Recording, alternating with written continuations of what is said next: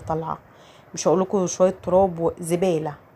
يعني حتى انا بقول العيال قاعدين في مش عايزه اقول قاعدين في الشارع.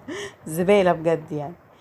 فلملمت كده على قد ما اقدر، وان شاء الله باذن الله هعمل تنظيفات عميقه، هتشوفوا شبابيك بقى وحيطان وكل حاجه ان شاء الله باذن الله باذن الله.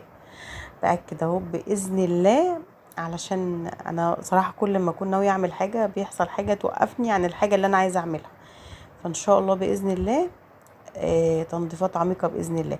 شايفين المقشه دي؟ المقشه دي خطيره، عايزه اقول لكم خطيره خطيره يعني. رخيصه رخيصه خالص. يعني انا كل ما اجيب مقشه غاليه بحس ان هي في الكنس لا مش حلوه، اما دي في الكنس تحفه وجميله يعني.